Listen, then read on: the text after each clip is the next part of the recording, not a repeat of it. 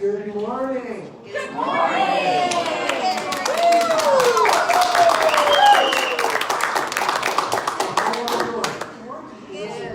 Better now. Well, you know, my pastor is no longer the loneliest. I was reminded of that. I don't know if you remember that old commercial with the Maytag repairman. Yeah. The loneliest man. So I thought about him. So I really get to preach to some live bodies. I'd like to welcome you all to Smith Rock Community Church. And those of you that are online, we'd like to welcome you as well. We miss you, and we hope you can worship with us soon. So anyway, it's a good day. So if you all please, and let's worship our Lord and Savior, God the Father, and the Holy Spirit, in spirit and truth. Good?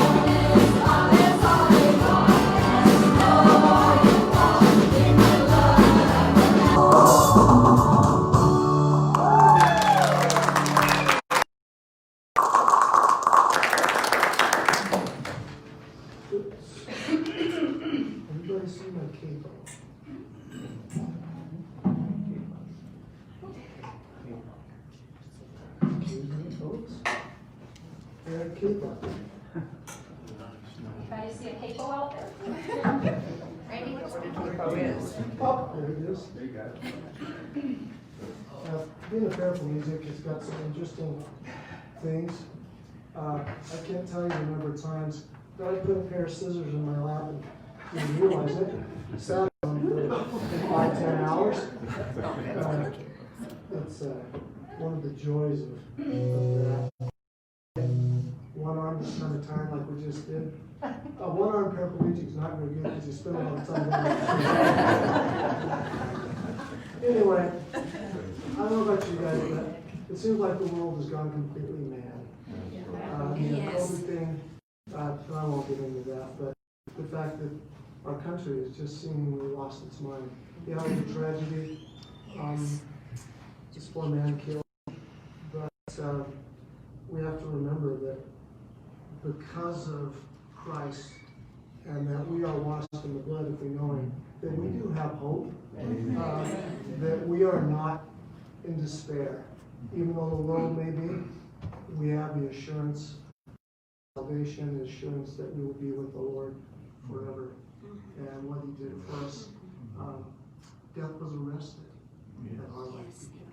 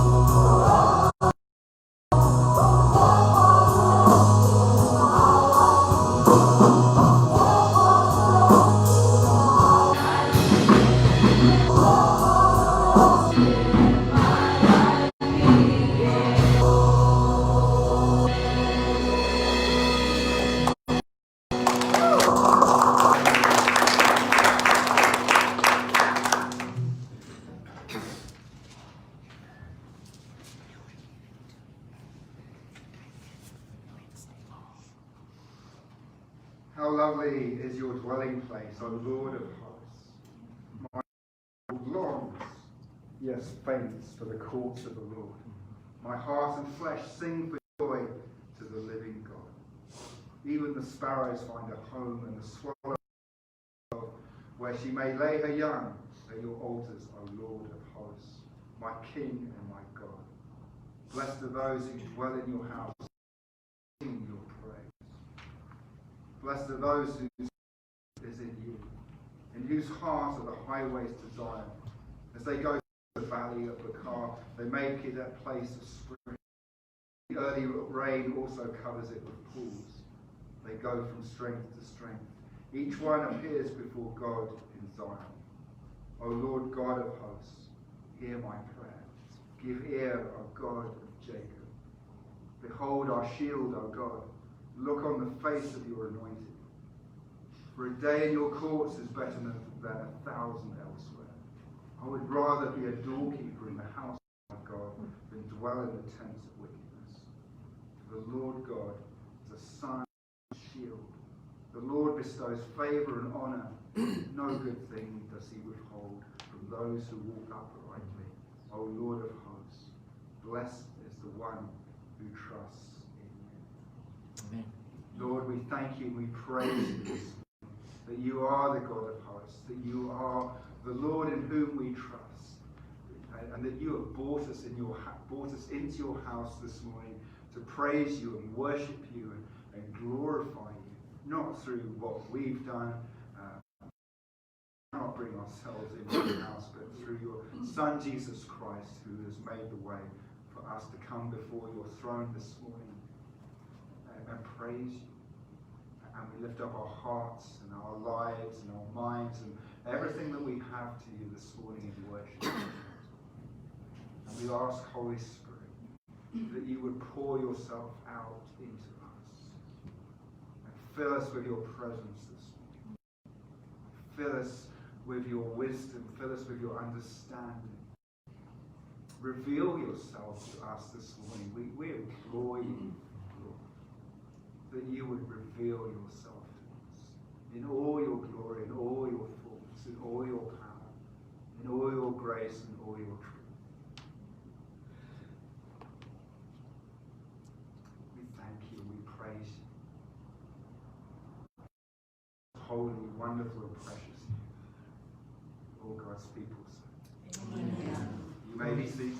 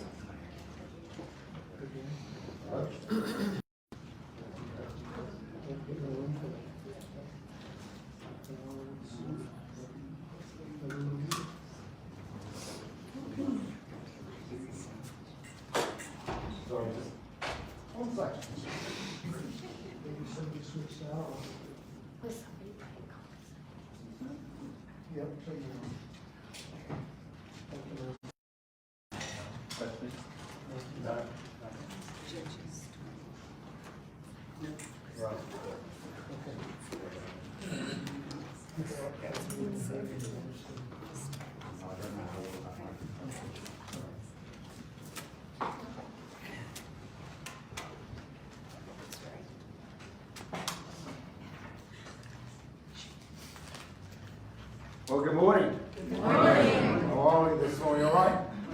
Yes. Good to actually see some people. Right. Makes a pleasant change. I try to imagine, faces when I would make the video and that. And, it's all good, so. But here we are. I just want to start off with a little story. 16 years ago, I kind of moved up to Twarton for a little bit, and I had a house in Prineville, so I let my house in Prineville, and it was all good for months to start with, but then the rent check started to become late, you know, and then it was like incomplete, and you know, I get part of it, and then part of it, you know, later, and then for a while it stopped coming at all. I see some of you nodding, maybe you know where this is going, right? And so, of course, I needed the rent to pay the mortgage on the house, so, you know, it wasn't, you know, how that one works. And so I would talk to them, and, oh, yeah, we'll get caught up and all that, and still nothing much changed. And things got worse and worse until finally they were 2 or 3 months in arrears, and I was struggling because I was working a lot of hours, and so I didn't have time to get down to Prineville, but eventually it's like, well, I got to down because all communication had stopped. I couldn't get hold of these people, my tenants, and I didn't know what was going on, whether they were still there or what was going on. So finally, I did make it down to Prineville, and then so I got down to Prineville and got to the house, and you know, knocked on the door. There was no answer, right?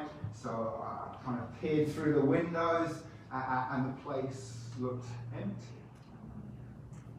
So I thought, well, what should I do, you know? So I decided that I would go in to see, and it worked. Well, when I say it was empty, there was no furniture in there. It didn't look like anyone was living there, but the place was trash. And there was piles of rubbish, and the walls were banged up, and the carpet had holes in it. It looked like someone had lit fire, but you know, who knows? And so as I was disastrous scene in front of me, just kind of in despair, then I noticed like some appliances were missing, like the washer and the dryer, and I think possibly the fridge. I can't remember. So I looked all around, and there's nothing much I could do then. So I started to leave, and I was coming out the front door, and I noticed this to come by, and then he stopped and he started coming up towards the house. I thought, well, that's convenient because I've got some things to say. And he started to question me about what I was doing in the house, and then he threatened to arrest me for breaking and entering. And about that time, I kind of lost it, I think. You're threatening to arrest me for breaking and entering into my own house.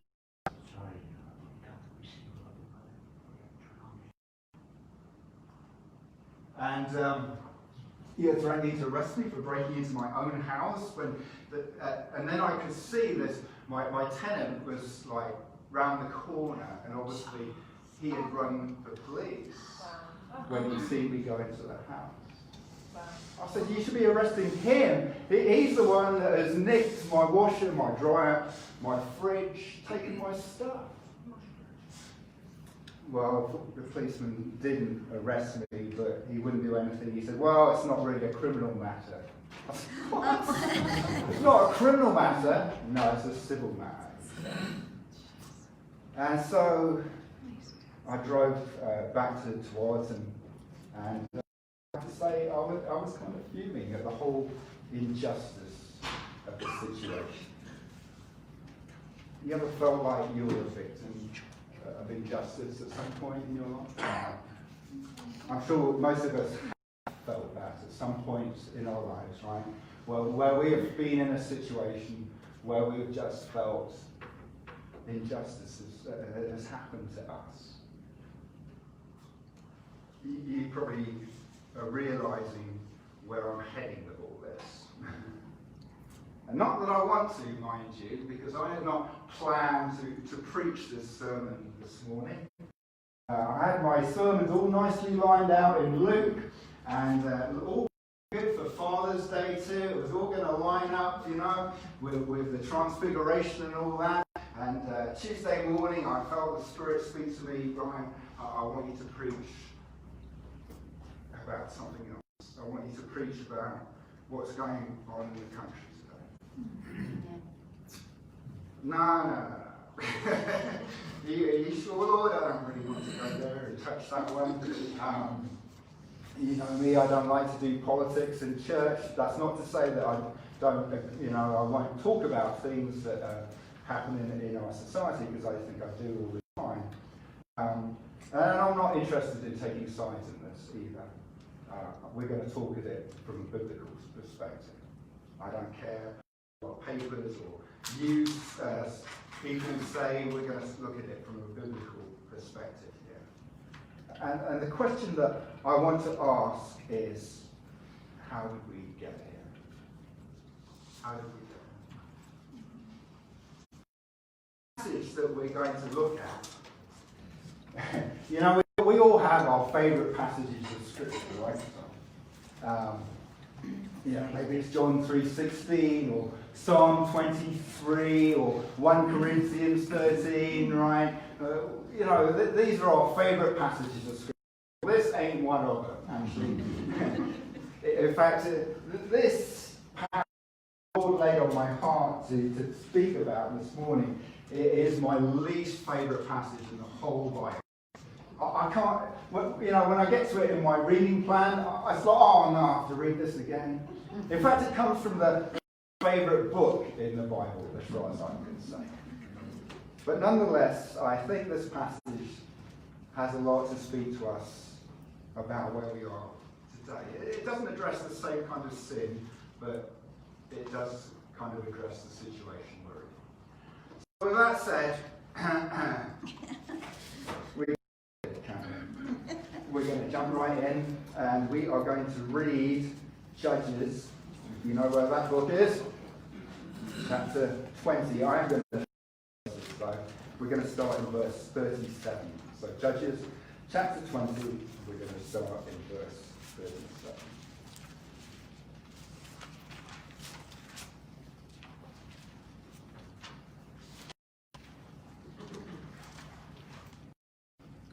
Then the men in ambush rushed against Gibeah. The men in ambush moved out and struck all the city with the edge of the sword. Now the appointed signal between the men of Israel and the men in the main ambush was that when they made a great cloud of smoke rise up out of the city, the men of Israel should turn in battle. Now Benjamin had begun to strike and kill about 30 men of Israel. They said, surely they are defeated before us, as in the first battle. But when the signal began to rise out of the city in a column of smoke, the Benjamites looked, and behold, the whole of the city went up in smoke to heaven. Then the men of Israel turned, and the men of Benjamin were dismayed, for they saw that disaster was close upon them. Therefore they turned their backs before the men of Israel in the direction of the west, but the battle overtook them. And those who came out of the cities went destroying them in their midst. Surrounding the Benjaminites, they pursued them and trod them down from Nohar as far as the opposite Gibeah on the east. 18,000 men of Benjamin fell, all of them men of valor. And they turned and fled towards the wilderness, the rock of Rimmon. 5,000 men of them were cut down in the highways, and they were pursued hard to Gibeah. And 2,000 men of them were struck down. So all who fell that day of Benjamin were 25,000 men, who drew the sword, all of them men of valor. But 600 men turned and fled towards the wilderness, the rock of Rimmon, and remained at the rock of Rimmon 4 months. And the men of Israel turned back against the people of Benjamin and struck them with the edge of the sword, the city, men, and beasts, and all that they found. All the towns that they found they set on fire. Now the men of Israel had sworn at Mizpah, no one shall give his daughter in marriage to Benjamin. And the people came to Bethel and sat there till evening before God. And they lifted up their voices and wept bitterly. They said, O Lord, the God of Israel, why has this happened in Israel, that today there should be one tribe lacking in Israel.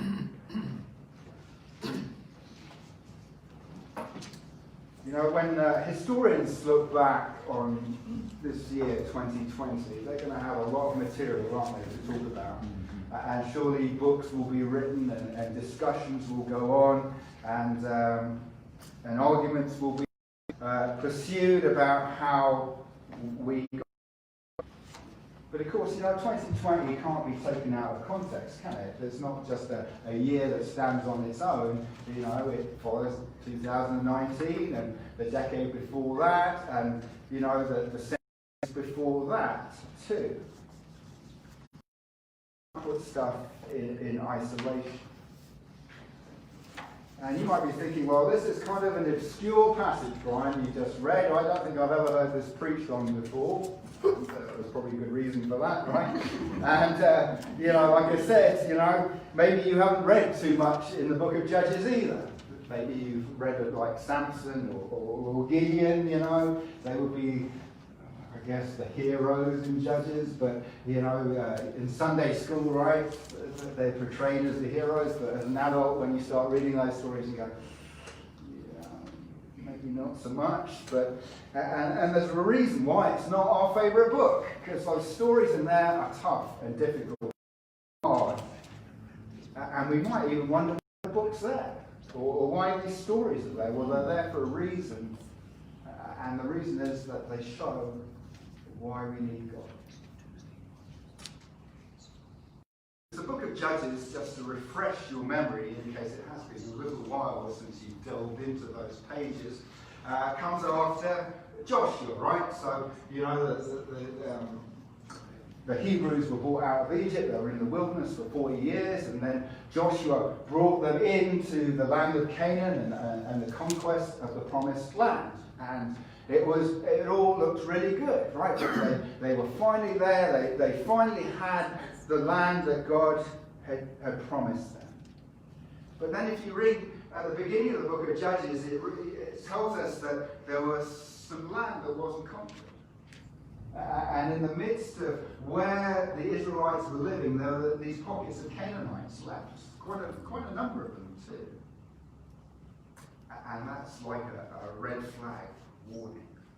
And then in chapter 2, you get this next ominous picture of the book of Judges. It is that Joshua and all that generation had died out. And it says there arose another generation after them who did not know the Lord or the work that he had done for Israel. And from there, it's kind of this rapid descent where the people are drawn away from worshipping God and they start worshipping these idols of the Canaanites that are left in the land. And as they do so, God will hands of protection. And foreign oppression comes into the land until it gets so bad that the people cry out, right? And then God raises up a judge to deliver them out of the hand of oppression. And they will go back to following the Lord. But then it all goes back. And it's this continual cycle again and again and again and again. But each time they do the cycle, it goes down a bit further and a bit and a bit further. And they never get back actually to where they were before. So here we just read in this text about their mourning about the near annihilation of a tribe of Israel, the tribe of Benjamin. Who've done this? Had it been the foreigners, the Philistines, or the Amorites, or some enemy? No, it had been the rest of Israel. It had been the rest of Israel. It had been a civil war. 10 tribes, 11 tribes against the one. And now they're sitting and complaining and they're blaming God. Why has this happened, God? Why has this happened? But is it God's fault that one of their tribes got obliterated?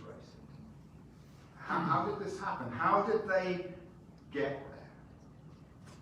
Well, one simple answer, really, they forgot God. They forgot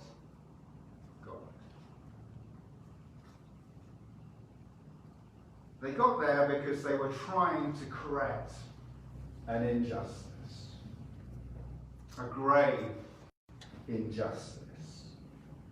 But the way that they went about it just simply led to more injustice.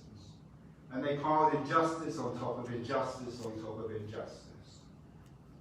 And why? Because they never bothered to stop and ask God. They never bothered to stop to get direction from God. They just simply knew, they just simply assumed they knew what they were doing and how they needed to go about taking the action. Our news headlines obviously has been full of headlines and stories, and it needs to be dealt with. And part of the reason why we are where we are today is because it has not been dealt with. It hasn't been dealt with. Not as far as God is concerned. And so this morning I hope we can see some parallels of the story we're going to talk about. Although the sin is different, let's not get hung up on the sin, because the sin that they're trying to correct is different from what we're necessarily talking about in taking place today. But we can see the parallels. Glad you came this morning, aren't you? Well, we're glad you came. I don't know if you will be by the end. So number one, history lingers. This story actually starts back in chapter 19. And there is this Levite and his concubine. Both of them don't have names, right? And you might be wondering, well, what is a concubine? And that's a good question, actually. It's a little uncertain about exactly the official status of a concubine. But basically, it was she wasn't married. And so she had no status. And the story starts off with that she leaves and she returns back to her father. Again, the translation there, I think the best translation is she left because she was angry and she despised. And it takes 4 months for this Levite to decide that he is going to go and get her back. Now, I don't know about you, but you would think that if he really missed her, if he really loved her, he would be like off after her like a shot, right? But maybe it was like, and this is me conjecturing here, but I'm thinking, you know, after 4 months, it's like I'm tired of doing the dishes and my washing and cooking, and, you know, I think I'm going to get her back, right? I mean, that's the impression I get from this story. That's how much he valued her. So he goes back to her father's house, and it says that he speaks kindly to her. And then her father spends the next 4.5 days like wining and dining him, right? And living it up. And on the 5th day, he manages to drag himself away with this woman, and they leave kind of late in the day, which has bad ramifications, but we'll get to that shortly. And I don't know why she went. Why would she go back with him? It changed. Had her status changed? And he made a promise that he was going to treat her better and do things better for her. I don't know. It doesn't say that, does it? You know, when we have injustice in our past, it just kind of lingers there, doesn't it? If we haven't dealt with it, like the story I just told you about with my tenant, yeah, that was 16 years ago, and as I was thinking about that story, it's like, that really hurts. And if I saw that bloke, well, I'm a pastor and a Christian, and I know I just preached to Luke about turning the other cheek, and all that stuff, but it's hard, isn't it? Because it has never really been dealt with. I never got justice. You know, 401 years ago, the first slave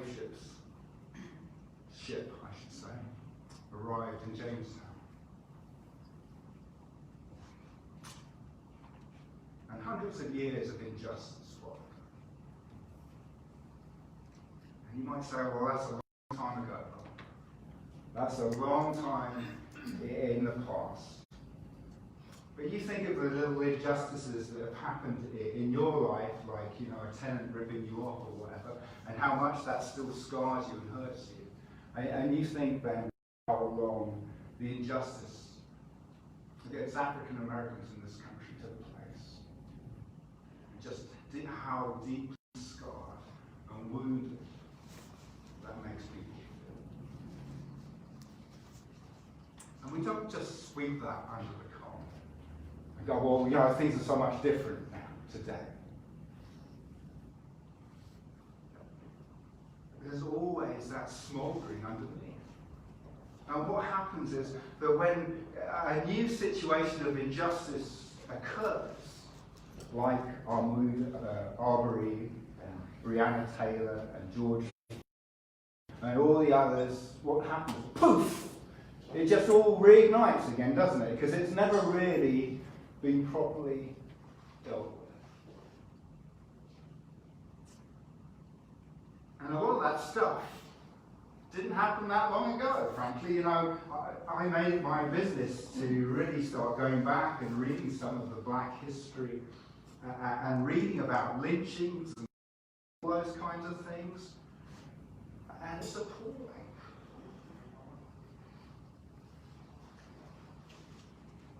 And some of it didn't happen very long ago either.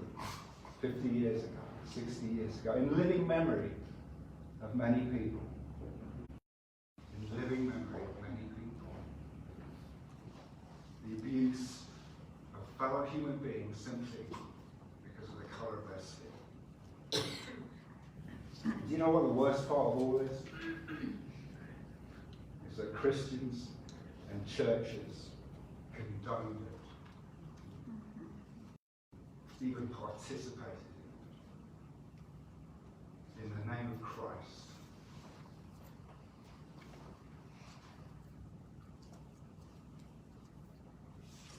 I don't know why that woman went back with the Levites. Maybe she had pressure from her father.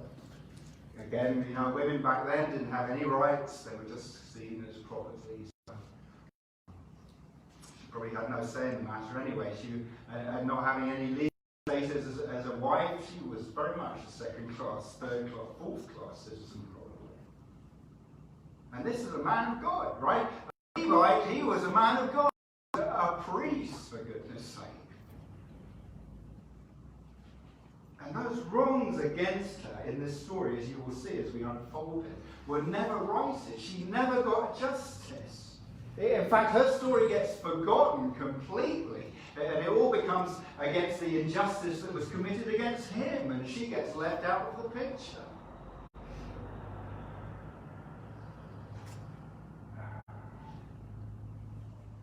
It strikes me that we're all white here in Central Oregon. And that's not a bad thing, that's a good thing. We don't have to apologise for that. It's not our fault, right? And it's perfectly all right for us to be white here in Central Oregon. But my point is that we are far, far removed from inner cities and from the South. We don't know what it's like to live there. Maybe some of you do, maybe some of you have lived there, but you're not black.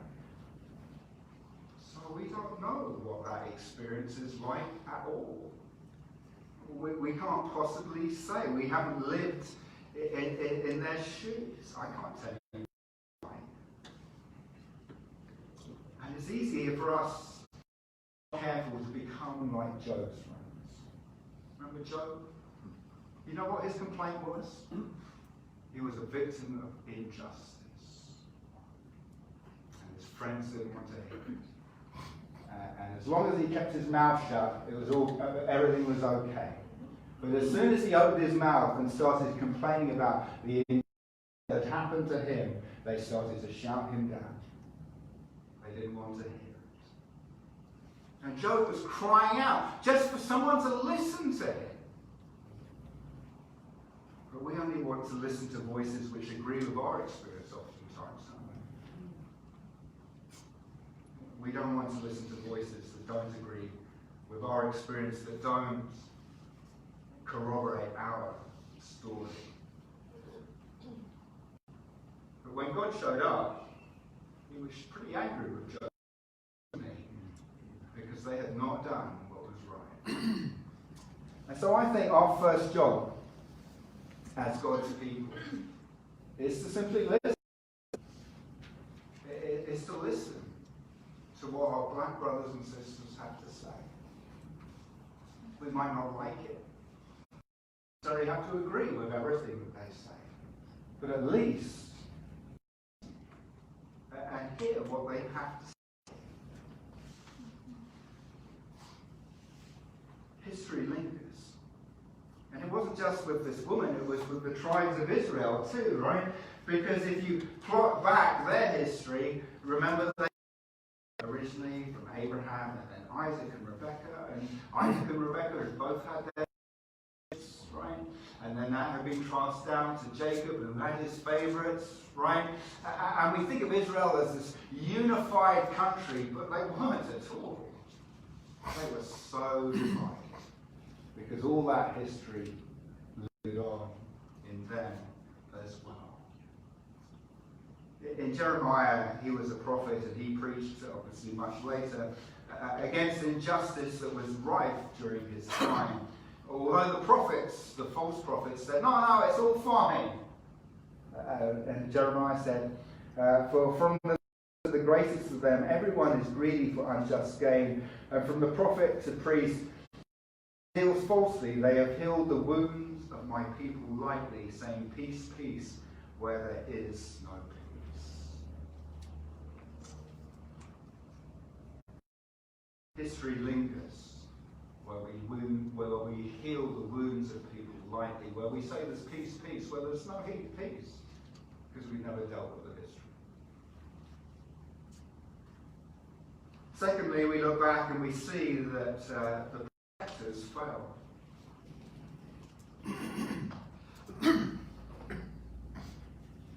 So, as I said, the Levite, he gets his concubine, and so he starts to head back home, but it's late in the evening, and they're not going to make it, so they're going to have to find somewhere to stay. And so his servant says, hey, there's a town over there, it's called Jebus, we could go there. And the Levite goes, no, we're not going there, because they're foreigner and Canaanites, and who knows what they'll do to us there. We won't find any hospitality there. We'll go on to Gibeah, because that's a tribe of Israel. We'll spend the night there. And they get to Gibeah. I'm cutting the story down here. Anyway, they have a hard time finding anyone to take them in to give them lodging. Eventually, this old guy comes back from the fields, and he's not even a Benjamin, actually from another tribe staying there. And he invites them in. And they're just settling down for supper when there's a big bang on the door. And all the men of Gibeah are there at the front of the house. And they want the Levite. Now here's the difficult part. I don't think there's kids here, so. And basically they want to drag the Levite out because they want to have sex with him. They want to rape him. And it's a hard story. I told you that. And so the host offers this crowd his daughter and the concubine instead. And part of that has to do with the whole culture of hospitality and the fact that women were considered very much second-class citizens. But what happens is that the Levite takes his concubine and shoves her out the door to satisfy the love of these men. I mean, it's just a terrible story on so many different levels.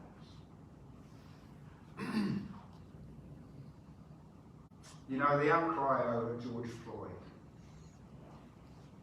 is pretty understandable, right? I mean, when you watch that video and you see the people who are supposed to be there to protect us, in fact, kill him,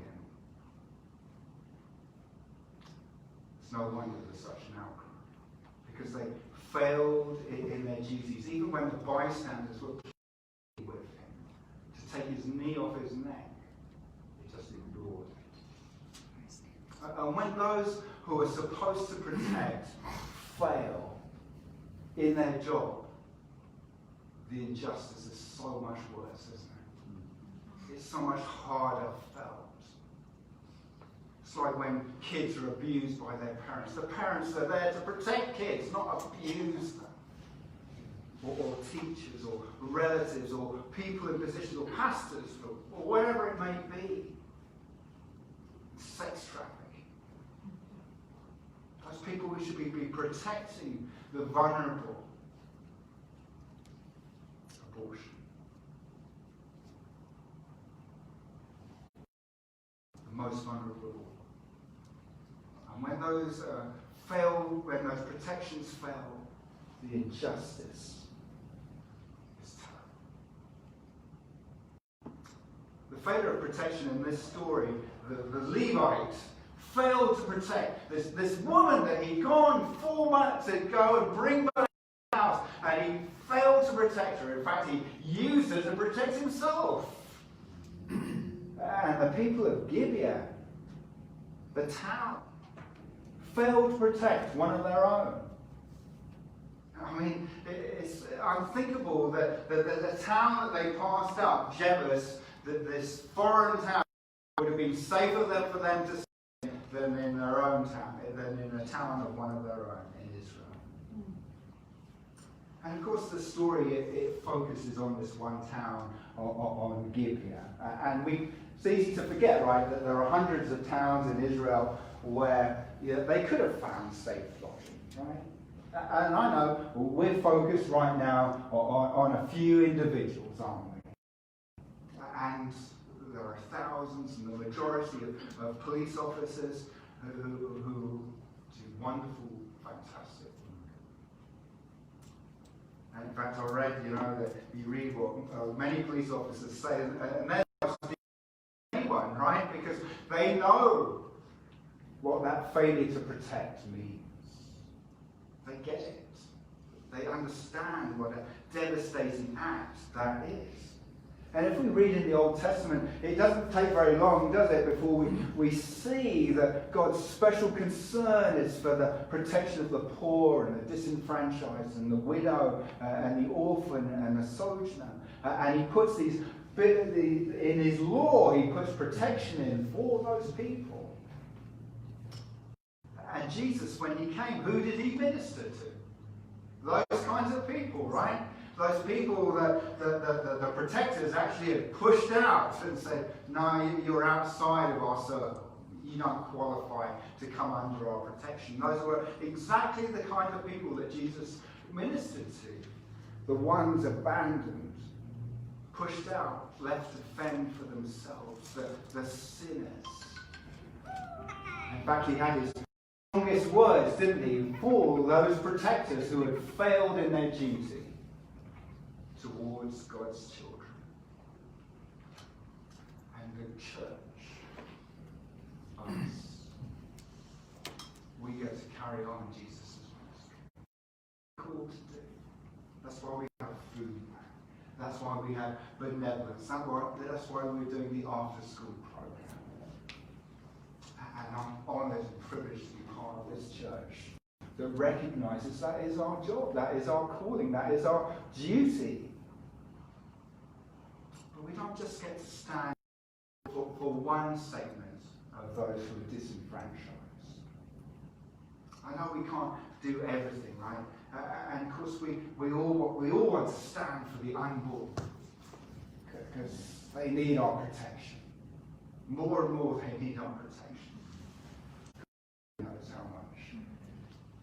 And it's ironic, I think, that so many people are protesting the murder of George Floyd as well. They should, and yet on the other hand would be quite willing to abort a baby. You see, we're called by God to protect all of life, from the womb to the tomb, all the way through, to the grave. And it doesn't matter who they are, or where they come from, or what they believe in even. We're called as God's people to protect all of life. We want to see life flourish. We want to see people's lives flourish. We want to see people be born into this world as God intended them to be born into this world. We want to see marriages and families succeed and flourish and grow and be strong. In this passage, what the people at Gilead did was so horrendous, because sexual desire left run amok destroys all of that. Marriage and families and society, and leads to anarchy. We want to stand against the exploitation of the poor and the disenfranchised, and we stand against racism. Any kind. Of any kind. Because every single human is made in the image. Every single human. And as I said, there's been cases, many cases, where the church has not done that, where the church has not protected those it should have protected. It has not stood up for those it should have stood up.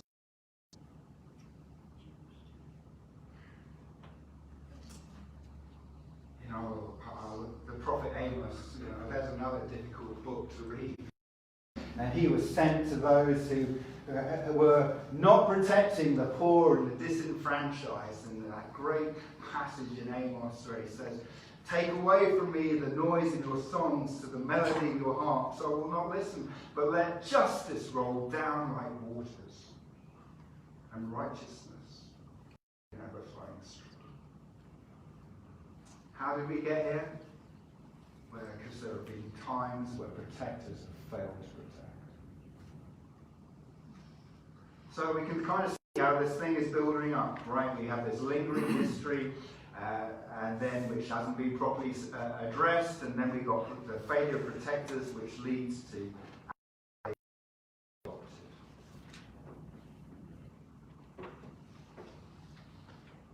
Well, if you think this story can't get any worse, it does. The next morning, the Levite comes out of his house, or the house he's staying in, and he finds the woman lying on the doorstep, and her hands outstretched to the door. And she's been abused and raped all night long. And callously, he just tells her, "Get up, we're off." And then there's no response from her. We're not actually told that she's dead by the narrator. But nonetheless, he puts her on his donkey and he takes her back home, and then he cuts her up into 12 pieces. And he sends each piece to a tribe of Israel. And the tribes come together, and of course they are outraged. And they're going to go and get the culprits and string them up. And so it results in war with Gilead. We saw the videos, didn't we, of Ahmaud Arbery and George Floyd, and they produce outrage, right? They're shocking and horrific. But here's my question. Does outrage lead to justice? In fact, it can lead to greater injustice, can't we? I think we've kind of seen that, where we've seen innocent people's businesses burned to the ground, and looted, and destroyed, and the hearts of communities destroyed as well, neighbourhoods destroyed. And these are the very people who are at the lower end too, the disenfranchised and the poor. And then we've seen other people with ulterior motives get in on it, right? That they've seen this as an opportunity to push their agendas. And that's even more unfortunate too, because then it takes everybody's eyes off what the real issue is, and we all get sidetracked on what they're doing, right? And what they're up to. And I bet the same thing kind of happened then too. There were people who still had it in for Benjamin and thought, "Oh, this is great. We'll use this excuse to really get at him, because I've never liked Benjamin anyway in the first place." I don't know, if you think a video produces outrage, can you imagine receiving a 12th of a body. It's like, what? I mean, that would really produce an outrage, wouldn't it? Leave an indelible impression on your mind.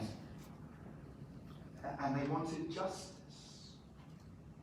But what they carried out wasn't justice. Because all the tribes gathered together, except that apparently they didn't seem to invite one tribe, which was Benjamin. And so as they decided that they were rightly going to go after Gibeah and get the culprits for this, guess what Benjamin did in response to the outrage? Well, they just sided with Gibeah, right? Because when push comes to shove, blood is thicker than water, as they say. And so they stuck with and Benjamin dug in. That's kind of what outrage does, doesn't it? It just increases the dividing line. It doesn't change anyone's opinion. It doesn't bring anyone to justice. It just entrenches us and embeds us more in the positions in which we're already in. And as the Israelites rushed off to correct this injustice, they did, think, oh, well, we should probably bring the ark along with us as well. But it was just kind of a symbolism.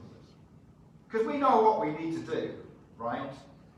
But we'll bring the ark along kind of just as a good luck. And so they ended up going to battle, but they lost the first two battles against Benjamin, even though they had far superior numbers of troops. And then there was another problem.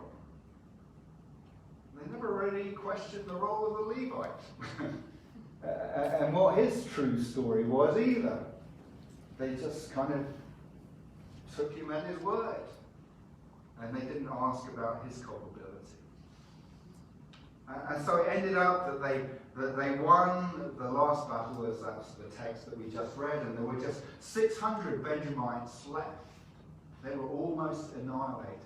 And the rest of the tribes had made this oath where they would not give them any of their daughters, so the Benjamites stood to die out, right? And so they ended up, well, we can't have that, so they concocted this scheme, and I'm not going to go into it, but they concocted this scheme whereby the Benjamites could gain wives for themselves. And it was an appalling scheme too. So there was yet another layer of injustice that came after all this, if you can imagine it. I mean, it's hard to even wade through the whole sort of thing. And there's just so much to be outraged about in this story. And the biggest outrage really is just how far they had all drifted away from God. How far away they were from God. Because where do we get our standard of justice? From God. The summary of the book of Judges. In fact, this is the only thing you need to read in the whole book of Judges. Aren't you fortunate, right? That I'm going to let you. In those days, there was no king in Israel, and everyone did what was right in their own eyes. The Levite did what was right in his eyes. The men of Gibeah did what was right in their eyes. The Israelites did what was right in their eyes. They all did what was right in their own eyes. And the result was injustice piled on injustice piled on injustice. And the story shows that if we want justice, we need a king. But not just any king. There's only one king who brings justice. The King of Kings. I want you to take you to wrap up here to another scene. Another scene of outrage, actually. Another scene of injustice. But this was 1,200 years later. And there was a crowd gathered, and they were outraged, and they were crying out for the crucifixion of a man. And his crying. And the crowd were incited by their leaders, because this man had spent the last 3 years preaching and teaching and healing those people who they had not, who they thought were unworthy. Those sinners, those who had no hope of receiving And now before Pilate, this crowd in outrage screamed. And what they wanted was this notorious criminal Barabbas released. And Jesus crucified. The crowd of outrage got their way. Jesus, the Son of God, the only perfect human being to ever walk on this earth, both fully God and fully man, was crucified. The greatest injustice of all time. Because Jesus didn't just take the place of Barabbas. He took the place of me, and he took the place of you. And he didn't take the place of me and you because of injustices, but actually because of justice. Because of God's justice against us.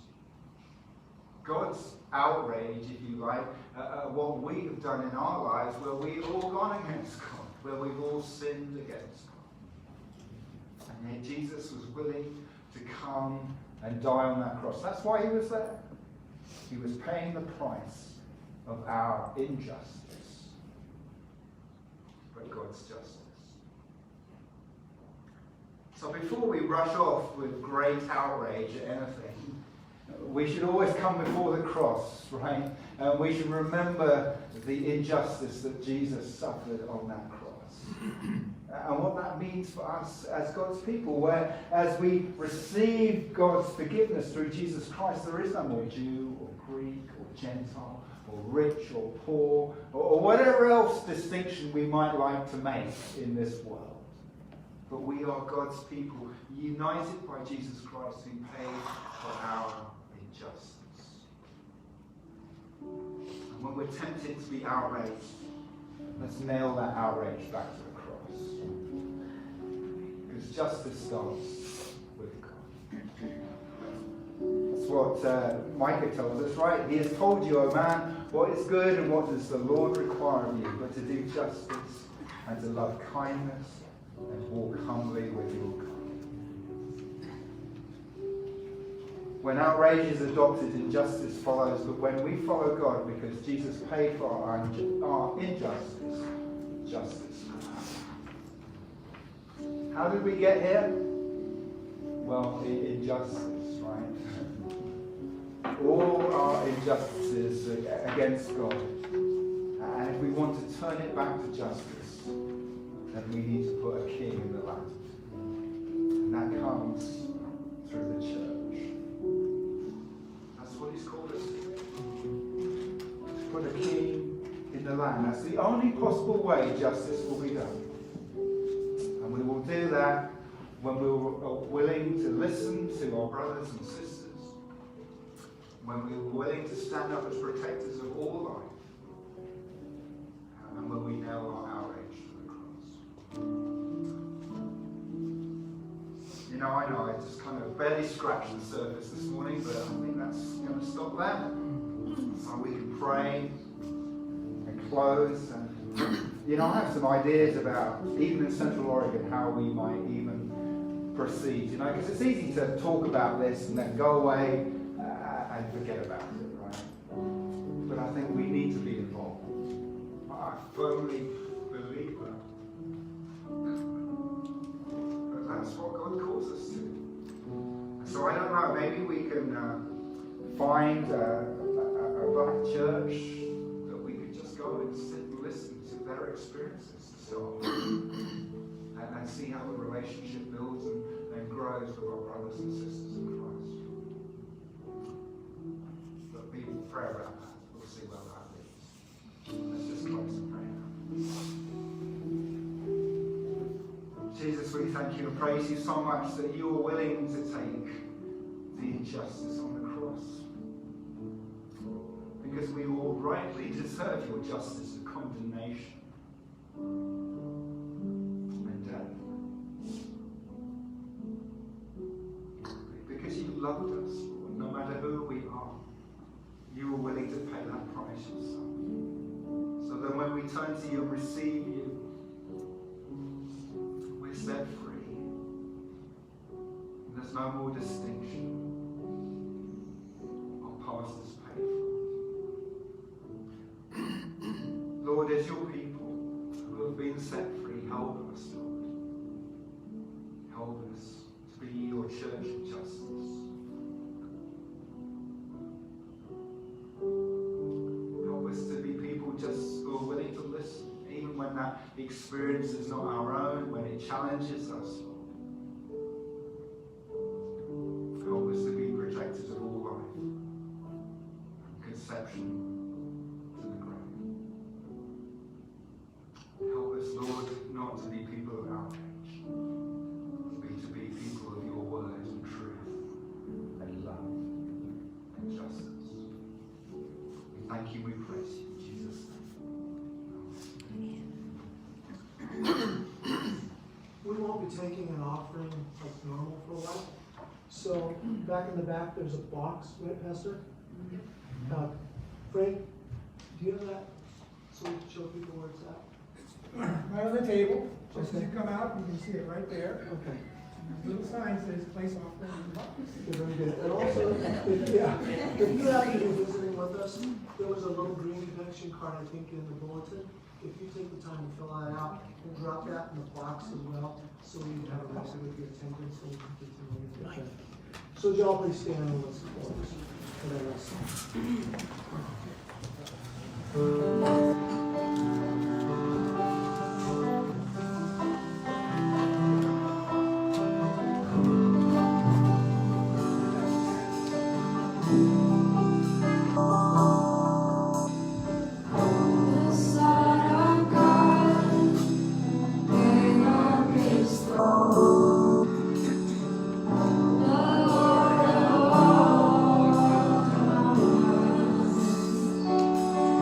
Thank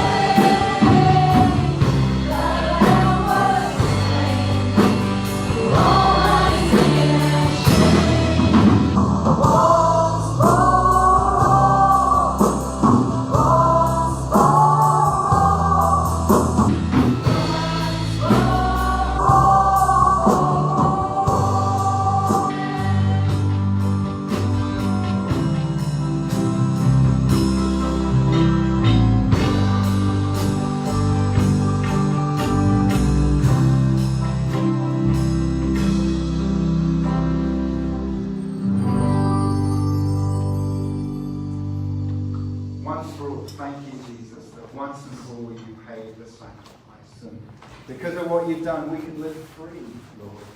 Free of all the things in the world that would pull and push. And we can live free to be your people. And free to be for life, Lord. So help us as we leave here to be for all life. We thank you, we praise you in Jesus' name. A couple of quick announcements. Where was June? Yeah, June, just want to say.